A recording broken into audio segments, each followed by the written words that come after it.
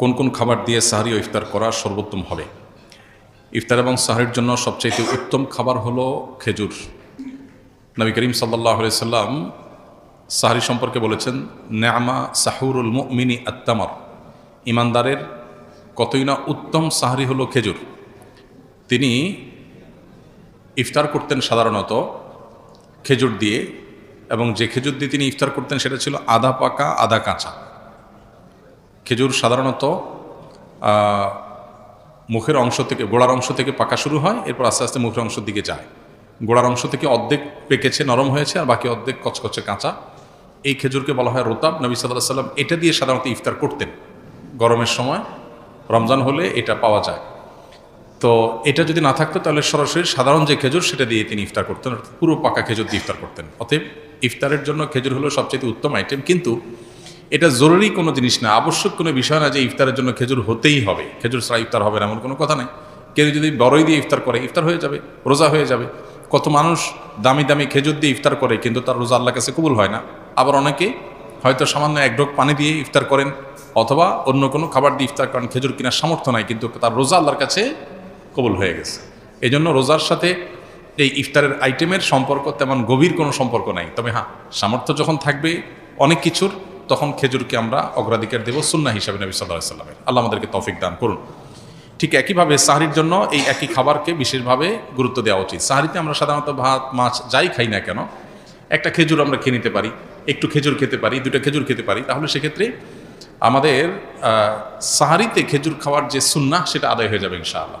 আরেকটা গুরুত্বপূর্ণ বিষয় হলো যে খেজুরের মধ্যে প্রচুর পরিমাণে খাদ্য শক্তি আছে, অনেক বেশি এনার্জি আছে, যার কারণে খেজুর এটা যখন ইফতার এবং সাহরি উভয়টাতে খাওয়া হয় তখন রোজা রাখাটা মানুষের জন্য সহজ হয়। আর সবচেয়ে বড় কথা হলো নবী করিম সাল্লাল্লাহু আলাইহি ওয়াসাল্লাম সুন্নাহ, অতএব সেই চেষ্টাটা আমরা করব। কিন্তু কারোর যদি খেজুর কেনার সামর্থ্য না থাকে, কেউ যদি খেজুর ছাড়াও ইফতার করেন, যেটা বলছিলাম, তার রোজার সওয়াবে কোনো ঘাটতি হবে না, বরং রোজা নির্ভর করে তার তাকওয়ার উপরে, তার রোজার যে দাবি আছে, রোজার যে অন্তর্নিহিত দিকগুলো আছে সেগুলো বাস্তবায়ন করার উপরে। আল্লাহ আমাদেরকে তৌফিক দান করুন। এরপরে প্রশ্ন হলো, রোজার সঠিক হক আদায় করব কিভাবে? শুধুই কি সারাদিন উপবাস থাকলেই হবে? আমরা এর আগে বিভিন্ন সময় বিভিন্ন পর্যায়ে বলার চেষ্টা করেছি। নবী করিম সাল্লাল্লাহু আলাইহি সাল্লামের বেশ প্রসিদ্ধ হাদিস আছে এই প্রসঙ্গে। তিনি বলেছেন, রুব্বা সাইমিন লাইসা লাহু মিন সিয়ামিহি ইল্লাল জু'। বহু রোজাদার আছে যাদের রোজার থেকে উপোস থাকা ছাড়া আর কিছু হয় না। রোজা থেকে সিয়াম পালন করে তাদের প্রাপ্তি, তাদের ঝুলিতে, তাদের ভাণ্ডে থাকে শুধুমাত্র উপোস থাকা, এছাড়া আর কিচ্ছু তারা পায় না। কত দুর্ভাগ্যের কথা! কষ্ট করে রোজা রাখলাম, কিন্তু উপোস থাকাই হলো, আল্লাহর কাছে কোনো কিছু গেল না। এটা সবচাইতে হতভাগা মানুষদের কথা। এই জন্য রোজা যেন অর্থবহ হয়, সেটা যেন শুধু উপোস থাকা না হয়। সিয়াম যেন আল্লাহর কাছে আমাকে প্রিয় পাত্র করে দেয়, সিয়াম যেন আমাকে জান্নাতের উপযুক্ত করে দেয়, রাইয়ান দিয়ে জান্নাতে প্রবেশ করার উপযুক্ত করে। সেজন্য সিয়াম রেখে আমাদেরকে তাকওয়া চর্চা করতে হবে। নবী করিম সাল্লাল্লাহু আলাইহি ওয়াসাল্লামের আরেকটা হাদিস আছে, তিনি বলেছেন, মাল্লাম ইয়াদা কাওলা যুরি ওয়াল আমাল বিহি ওয়াল জাহল ফালাইসা লিল্লাহি হাজাহ আন ইয়াদা তাআমাহু ওয়া শারাবাহু। যে ব্যক্তি রোজা রেখে অনর্থক অহেতুক কাজকাম ছাড়লো না, এই যে মোবাইল টিপাটিপি, ফেসবুক, ইউটিউবে অহেতুক সময় নষ্ট করা করি, এগুলো যে ছাড়লো না, যে ব্যক্তি মিথ্যা কথা বলা ছাড়লো না, মিথ্যা কাজ ছাড়লো না, আবার রোজা রাখলো, এই ব্যক্তির এই উপোস থাকায় আল্লাহর কোনো ঠেকা পড়ে নাই। এই জন্য রোজা রেখে কোনো প্রকার গুনাহ না করা, বিশেষ করে চোখের গুনাহ, মুখের গুনাহ, এবং সময় নষ্ট না করা, মিথ্যা, প্রতারণা, এসব কিছু না করা, এটা হলো রোজার অন্তর্নিহিত শক্তি। রোজার স্ট্রাকচারটা তো দাঁড়ায় যাবে, আমরা সাহারি খেলাম, সারাদিন কিছু না খেলাম, ইফতারিতে খেলাম, বাস পানাহার বর্জন করলাম, আমার রোজা দাঁড়ায় গেল। কিন্তু এই রোজা, এটার যে প্রাণ, সেটা আসার জন্য এই রোজা রেখে কোনো প্রকার সিয়াম পালন করে কোনো প্রকার গুনাহ থেকে আমাকে বেঁচে থাকার চেষ্টা করতে হবে, তাহলে সেটা অর্থবহ হবে। আল্লাহ আমাদের সবাইকে সেই তৌফিক দান করুন। এই চ্যালেঞ্জটাতে আল্লাহ তাআলা আমাদের সবাইকে বিজয়ী হওয়ার তৌফিক দান করুন। রমজান মাসে কোন কোন কাজগুলো করলে রোজা ভাঙবে এবং সেগুলোর কাফারা হিসেবে কি দিতে হবে? পান, আহার অথবা এই বিষয়গুলো সাধারণত রোজা ভঙ্গকারী হয়। ইচ্ছাকৃত যদি রমজান মাসে মানুষ রোজা ভেঙে ফেলে, রেখেছে ভেঙে ফেলেছে, তাহলে সেক্ষেত্রে করে ফেলেছে, খেয়ে ফেলেছে, পানাহার করেছে, তাহলে ওই রোজার জন্য ফোকাহে আহনাফের ফতোয়া অনুযায়ী একটা রোজা কাজা যেহেতু ভেঙে ফেলেছে, আর 60টা রোজা টানা কাফারা রাখতে হবে, মোট 61টা। এই টানা নির্বিচ্ছিন্ন রাখতে হবে, মাঝখানে যদি গ্যাপ দেয় আবার শুরু থেকে রাখতে হবে। আর অন্য ওলামা ইকরাম, হাম্বলি মাযহাবের ওলামা ইকরাম, তাদের দৃষ্টিভঙ্গি হলো কারণে যদি রোজা ভাঙে তাহলে কাফারা, আর না হলে শুধু কাজা। তবে একটা হাদিস আছে, নবী সাল্লাল্লাহু আলাইহি ওয়াসাল্লাম বলেছেন, কেউ যদি রোজা রাখার পর ভেঙে ফেলে, সারা বছর রোজা রাখলেও ও রমজানের ওই রোজার পরিপূর্ণ মর্যাদা এটা রিকভার করা সম্ভব না। দায় মুক্তি হবে, কাজা এবং কাফারের মাধ্যমে দায় মুক্তি হবে, মর্যাদা একটা হাসিল হবে না। রোজা মানেই তো নিয়ন্ত্রণ। গোটা পৃথিবীতে যত অন্যায় হয়, এই অন্যায়গুলো মৌলিকভাবে যে কয়েকটা কারণে হয়, তার ভিতরে দুটি কারণ হলো মেইন। একটা হলো মানুষের ক্ষুণ্ণবৃত্তির জন্য, আর একটা হলো পেটের চাহিদা পূরণ করার জন্য মানুষ যত অন্যায় করে। এই জন্য রমজান এই দুইটাকে নিয়ন্ত্রণ করতে বলছে, পানাহার এবং এগুলো যদি নিয়ন্ত্রণ করার ট্রেনিং নেয় মানুষ, তাহলে যেখানে সেখানে এগুলোর জন্য সে নিজের আদর্শ বিকিয়ে দিবে না। তো এই চেষ্টাটা আমাদের সর্বোচ্চ পর্যায়ে করা উচিত। এবং কাফারা দেওয়া 60টা রোজা সহজ বিষয় না, টানা রাখতে হয়, এটা অনেক কঠিন কাজ। এই জন্য রমজানের রোজা যাতে কোনো অবস্থাতে বিনা ওজরে না ভাঙা হয়। হ্যাঁ, কেউ অসুস্থ হয়ে গেছেন, ভেঙে ফেলেছেন, তার কথা ভিন্ন।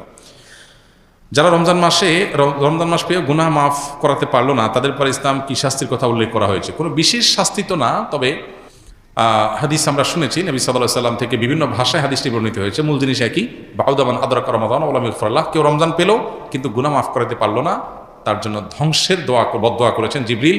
নবী সাল্লাল্লাহু আলাইহি ওয়াসাল্লাম বলেছেন আমিন, আমি এটাকে সমর্থন করি। তার মানে জিবরিলের দোয়াতে নবী সাল্লাল্লাহু আলাইহি ওয়াসাল্লামের সমর্থন, এই দোয়া তো বিফলে যাবে না। তার মানে রমজান পেয়েও যদি আপনি মাফ না পান, তাহলে ধ্বংস কেউ ঠেকাতে পারবে না। এটা চরম একটা দুর্ভাগ্যের বিষয়। এজন্য রমজান মাসে যে কোনো মূল্যে আমাদের এই অর্থাৎ আল্লাহর কাছ থেকে মাগফিরাত পাওয়ার চেষ্টাটা আমি প্রত্যাশা অনুযায়ী আমি পাবো, সেরকম আল্লাহর কাছে প্রত্যাশা রাখার মতো করে ইবাদতবন্দি করা দরকার এবং মাগফিরাত কামনা করা দরকার। রমজানকে সঠিক পরিকল্পনার মাধ্যমে কিভাবে কাটাতে পারে অনুগ্রহ করে বলবেন? দুটি পরিকল্পনার কথা আমরা আজকে বলেছি, আবার রিপিট করছি। নাম্বার 1, মোবাইল ফোন নিয়ন্ত্রণ করে ফেলেন।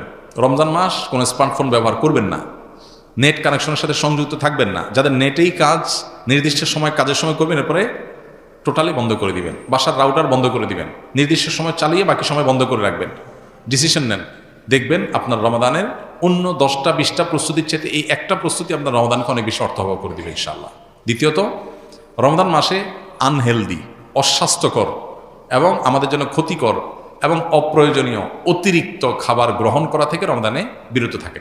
দুইটা জিনিস, এই দুইটা জিনিস যদি সঠিকভাবে করেন, আমার বিশ্বাস আপনার রমাদানকে আপনি অনেক সুন্দরভাবে কাটাতে পারবেন। ইবাদতবন্দিতে আপনি স্বাদ পাবেন, তৃপ্তি পাবেন, স্পিরিচুয়াল যে আধ্যাত্মিক যে একটা প্রেরণা, শক্তি, এটা পাবেন। এই যে চোখের জেনা হয় সোশ্যাল মিডিয়াতে, এই যে আপনার ডোপামিন সোশ্যাল মিডিয়াতে একটার পর একটা আনন্দ, বেদনা, হাসি, খুশি, বেদনা, বিভিন্ন ইস্যুগুলো আমাদের মনোযোগকে বিভিন্নভাবে বিক্ষিপ্ত করে ফেলে। এরপর ইবাদতে মনোযোগ হয় না, না তারাবিতে মজা পাই, না রোজাতে, না তাহাজ্জুদে, না দোয়াতে, না তেলাওয়াতে কোনো মজা পাই। এগুলো থেকে আপনার সঠিক সুফলটা পেতে হলে আপনাকে নিয়ন্ত্রণ করতে হবে দুটা জিনিস। অনেক জিনিসের খোলাসা দুটা জিনিসের মধ্যে চলে আসবে। অতিরিক্ত খাদ্য গ্রহণ, অস্বাস্থ্যকর খাদ্য গ্রহণ না করে পরিমিত ভালো খাবার গ্রহণ করেন, স্বাস্থ্য ভালো থাকবে, ভেতর থেকে শক্তি পাবেন। আর খাবার যখন এলোমেলো হবে, ওইটা মানুষের আধ্যাত্মিক শক্তিকে ধ্বংস করে দিবে। এবং তার সাথে মোবাইল ফোনের নিয়ন্ত্রণ, এই দুইটা জিনিস ডিসিশন নেন এবং আপনি লিখে রাখেন, ইনশাআল্লাহ হবে ইদনিল্লাহ আপনার জীবনের শ্রেষ্ঠ রমজান আপনি কাটাতে পারবেন এই দুইটা প্ল্যান করার মাধ্যমে। আল্লাহ আমাদেরকে তৌফিক দান করুন। হিম্মত লাগে এটার জন্য, সৎসাহস লাগে। আমার একটি নবজাতক শিশু রয়েছে, আমি কি রোজা রেখে তাকে খাওয়াতে পারবো, বা রোজা না রাখলে কি সমস্যা হবে? রোজা রেখে বাচ্চাকে তো খাওয়াতে কোনো সমস্যা নেই, রোজা রেখে তো নিজে খেতে অসুবিধা, বাচ্চা খাওয়াতে কোনো অসুবিধা নেই। তবে কোনো মা যদি রোজা না রাখেন, বাচ্চাকে খাওয়াতে হবে সেজন্য, তো সেটা জায়েজ নাই। এতটুকু ঠুনকো অজুহাতে রোজা না রাখার সুযোগ নাই। বাচ্চাকে আপনি খাওয়াবেন, দুধের বাচ্চা যদি হয়, দুধের বাচ্চা দুধ একটু কম পাবে, তাতে বাচ্চা মারা যাবে না। প্রয়োজনে আপনি দিনের বেলায় একটু বেশি ঘুমিয়ে থাকেন বাচ্চা সহ, লাইফস্টাইলটা চেঞ্জ করেন, রাতের বেলা একটু বেশি সময় জেগে থেকে কাজ করেন, যাদের দিনের বেলাতে রোজা রাখার কারণে দুধ কম আসে। বিভিন্নভাবে আমরা এটা রিকভার করতে পারি, বিকল্প খাবারের ব্যবস্থা করতে পারি। হ্যাঁ, কোনো রাস্তা যদি না থাকে, মরণাপন্ন হয়ে যায়, আল্লাহ না করুক, এরকম রিস্ক করলে তখন রোজা না রেখে অন্য সময় রোজা রাখার সুযোগ আছে। রোজা অবস্থায় কোনো ব্যক্তি যদি সফরে বের হয়, তাহলে তার বিধান কি? সফরে বের হলে মুসাফির রোজা রাখবে নাকি রাখবে না? সফরের দূরত্ব যদি হয়, মুসাফির যদি হয়, এই ব্যক্তি রোজা রাখা বা না রাখার ক্ষেত্রে স্বাধীন। শরীয়ত তাকে রোজা রাখতে বাধ্য করে না। তবে যেই রোজা সফরের কারণে রাখা হবে না, সে রোজা রমজানের পরে রেখে দিতে হবে এবং এর কারণে তার কোনো গুনাহ হবে না। আল্লাহ বলেছেন, ফামান কানা মিনকুম মারিদান আও আলা সাফারিন ফাইদ্দাতুম মিন আইয়ামিন উখর। যে ব্যক্তি অসুস্থ হবে, সফরে থাকবে, তার অন্য সময় রোজা রেখে দিলে সেটা তার জন্য রোজা হিসেবে যথেষ্ট হবে। তবে কেউ যদি সফরে তার কষ্ট না হয় স্বাভাবিক, তাহলে তিনি রোজা রাখতে পারেন, রাখা ভালো। আর যদি কারোর কষ্ট হয় তার জন্য বরং কষ্ট না করে, সফরে আল্লাহ সুযোগ দিয়েছেন যেহেতু, সে অপশন নিতে পারে, নেওয়া উচিত। নবী সাল্লাল্লাহু আলাইহি ওয়াসাল্লাম থেকে এটা প্রমাণিত এবং এটাতে কোনো হেজিটেশন করা উচিত না। হ্যাঁ, অনেকে এমন আছেন যে রমজান পরে আমার আর রাখা কঠিন, কাজা রাখার সুযোগ হয় না, হবে না, তাহলে আমার কষ্ট হচ্ছে না, তাহলে তার জন্য রাখা উত্তম। কিন্তু সফর অবস্থায় শরীর আমাদেরকে রোজা রাখতে বাধ্য করে না। আমরা চাইলে রাখতে পারি, চাইলে ভাঙতে পারি, কিন্তু যেটা ভাঙবে সেটার বিনিময়ে যতগুলো ভাঙবে ততগুলো আবার রমজানের পরে রেখে দিতে হবে। এরপরে প্রশ্ন হলো, বাবা তার একমাত্র কন্যাকে জীবদ্দশায় সব সম্পদ লিখে দিতে চাইলে ইসলাম শরীয়তের দৃষ্টিকোণ থেকে কোনো বিধিনিষেধ আছে কিনা? খুবই গুরুত্বপূর্ণ একটি প্রশ্ন। আমাদের সমাজে যাদের একটি বা দুটি মেয়ে, কোনো ছেলে সন্তান নাই, সে সমস্ত বাবারা বেশিরভাগ ক্ষেত্রেই এই ধরনের কিছু একটা করে যেতে চান যে আমার সম্পদ যেহেতু আছে, এই সম্পদ মেয়েকে সব লিখে দিয়ে যাই। কেন লিখে দিয়ে যেতে চান? কারণ বাবার মৃত্যুর পর মেয়েরা সম্পদ পাবে নির্দিষ্ট হারে। অবশিষ্ট সম্পদ দেখা যায় যিনি মারা গেছেন, তার ভাই বোন, তার ভাতিজা, যাদেরকে ফারায়েজের ভাষায় আসাবা বলা হয়, অর্থাৎ কোরআন এবং হাদিসে যাদের জন্য নির্দিষ্ট হিস্সা ঠিক করা আছে, এরা বাইরে এদের ছাড়া যারা আছে তাদেরকে আসাবা বলা হয়। এই আসাবারা পেয়ে যাবে, আত্মীয়র একটা বিশেষ ক্যাটাগরিকে আসাবা বলা হয়। কোনো মানুষের মৃত্যুর পর এটা শুধুমাত্র যারা কন্যার বাবা তাদের জন্য না, সবার জন্য প্রযোজ্য। তাদের সম্পদ, পরিত্যক্ত সম্পদ যা তারা রেখে দুনিয়া থেকে যাবেন, সেই সম্পদের নির্দিষ্ট হারে যার যার হিস্সা আছে সেটা দেওয়ার পর যদি কিছু থেকে যায়, এটা আসাবাদের মধ্যে বন্টন হবে। এটাই হলো আল্লাহর নির্দেশনা। এখন যাদের একটা, দুইটা, তিনটা কন্যা সন্তান আছে, কোনো ছেলে সন্তান নাই, তারা বেশিরভাগ ক্ষেত্রেই এই আশঙ্কা করেন যে কন্যা সন্তানের জন্য নির্দিষ্ট হিস্সা আল্লাহ ঠিক করে দিয়েছে, সেটা আমি দিলাম, আমার মৃত্যুর পর সেটা সে পেল, কিন্তু বাকিটা তো আসাবারা পেয়ে যাবে। তো আসাবারা যেন না পায়, সেজন্য সবটুকুই জীবদ্দশায় মেয়েকে দিয়ে যেতে চান। এটা জায়েজ আছে কিনা এই সম্পর্কে প্রথম কথা হলো, আল্লাহ রাব্বুল আলামিন কোরআনে হাকিমে সম্পদ বন্টনের যে হার ঠিক করে দিয়েছেন, এটাকে আল্লাহ তাআলা আল্লাহর ভাষায় বলেছেন হুদুদুল্লাহ। আল্লাহ পরিষ্কারভাবে বলেছেন যে তিলকা হুদুদুল্লাহ, এই যে বন্টন নামা দেওয়া হলো, এই এতটুকু পাবে, অতটুকু পাবে, এটা কার সীমানা? আল্লাহর সীমানা। আল্লাহর সীমানা লঙ্ঘন করা এটা জঘন্য এবং ভয়াবহতম অপরাধ। আল্লাহ রাব্বুল আলামিন মৃত ব্যক্তির পরিত্যক্ত সম্পদের যাকে যা দিতে বলেছেন তাকে তা দেওয়া, এটা আল্লাহর নির্দেশ।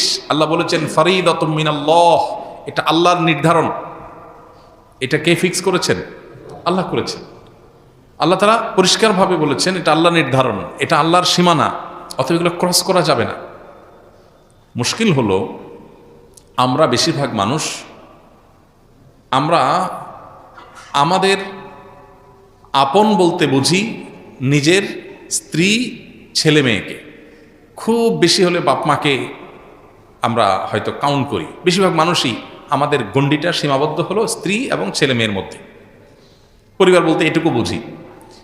আমরা হয়তো সাময়িক বিভিন্ন পরিবেশ পরিস্থিতিতে বিভিন্নভাবে প্রভাবিত হই। কিয়ামত পর্যন্ত আগত সকল সমাজের সকল মানুষের জন্য আল্লাহর বিধান প্রযোজ্য এবং ইনসাফপূর্ণ এবং সবচেয়ে ন্যায্য। আমরা মনে করি যে আমার জীবদ্দশায় সব মেয়েকে বা ছেলেকে বা যাকে আমি মনে করি আপন, তাকে দিয়ে গেলে বোধহয় কল্যাণ হবে। বহু বাবা আছেন সকল সম্পদ বিশেষ ছেলের নাম, বিশেষ মেয়ের নামে লিখে দিয়েছেন, কিন্তু জীবদ্দশাতে দেখে গেছে যে ওই ছেলে মেয়ের হাতে বেজ্জত হয়েছে, কারণ সম্পদ পাওয়ার পর তারা চোখ উল্টায় ফেলছে। কেন আল্লাহ তাআলা নির্ধারণ করে দিয়েছেন? কেন আল্লাহ তাআলা জীবদ্দশায় সবাই দিয়ে যাওয়ার পরে উৎসাহ দেন নাই? এই জিনিসটা তখন হয়তো আমাদের বুঝে আসে। হ্যাঁ, হয়তো মানে হাজারে 2-4-10টা কেস হয়, কিন্তু হয়। আর সবচেয়ে বড় কথা হলো আল্লাহ তাআলা কোরআনে কারিমে বলেছেন আবাউকুম ওয়া আবনাউকুম লা তাদরুনা আইয়ুহুম আকরাবু লাকুম নাফা। ফারায়েজের ক্ষেত্রে আল্লাহ সুবহানাহু ওয়া তাআলা যাকে যা দিতে বলেছেন, তোমাদের বাপ দাদা, তোমাদের সন্তান সন্ততি, কে তোমাদের বেশি কাজে আসবে তোমরা জানো না। তুমি একজনকে আপন মনে করে সব দিয়ে দিলা, এটা তোমার ক্ষতির কারণ হতে পারে। আল্লাহ যাকে যা দিতে বলেছে তাকে তা দাও, তোমার বুঝে না আসলেও দাও, তোমার মনে না চাইলেও দাও, এতে তুমি আল্লাহর কাছে রিওয়ার্ড পাবে। আর মনে রাখবে তোমার জন্য আল্লাহর নির্ধারণটা তোমার নির্ধারণের চাইতে বেশি গুরুত্বপূর্ণ এবং বেশি উত্তম। আল্লাহর চাইতে বেস্ট বা বেটার, সর্বোচ্চ পরিকল্পনাকারী, সবচেয়ে উত্তম পরিকল্পনাকারী আর কেউ নাই। এজন্য সম্পদ আমার যা আছে সেগুলো সব আমি আমার ছেলে মেয়েকে দিয়ে দিচ্ছি, আর কেউ যেন না পায়। এটা আমরা আমাদের মতো করে আমাদের জগৎটাকে ভাবি। পৃথিবীতে আমার টিকে থাকা, আমার বেঁচে থাকা, আমার জীবদ্দশায়, আমার মৃত্যুর পর আমার কল্যাণকামিতার জায়গা শুধু ছেলে মেয়েই করবে তা না। এরকম বহু মানুষ আছে যে তারা ছেলে মেয়ে না, দেখা যায় জামাই অনেক কদর করে। অনেকে আছে ছেলেকে সব দিয়ে যায়, মেয়েদেরকে দিতে চায় না, পরের বাসায় চলে যাবে। এই জন্য দেখা যায় যে শেষ পর্যন্ত জামাই এবং মেয়ে তারাই তার সবচেয়ে বেশি কেয়ার করে। অহরহ এ ধরনের কেস আপনি খুঁজে পাবেন প্রিয় ভাইরা আমার। এই জন্য আমাদের গণ্ডিটা শুধুমাত্র আমাদের সন্তানদের মধ্যে সীমাবদ্ধ, এটা আমাদের দৃষ্টিভঙ্গির সংকীর্ণতার কারণে হয়। ইসলাম আমাদেরকে এত সংকীর্ণ জীবন দেখতে বলেনি। আমরা বেঁচে থাকার জন্য শুধু আমাদের সন্তান ছেলে মেয়ে যথেষ্ট না, একটা সমাজের অনেক মানুষের প্রতি আমাদের দায় আছে, অনেক মানুষের অবদান আছে, প্রত্যক্ষ পরোক্ষ বিভিন্নভাবে। এই জন্য আমার সকল সম্পদ শুধু আমার ছেলে মেয়েই পাবে আর কেউ পাবে না, এটা অতি স্বার্থপরতার চিন্তার জায়গা থেকে হয়। আর মনে রাখা দরকার, সন্তানকে সম্পদ দিয়ে গিয়ে ধনী বানানো যায় না।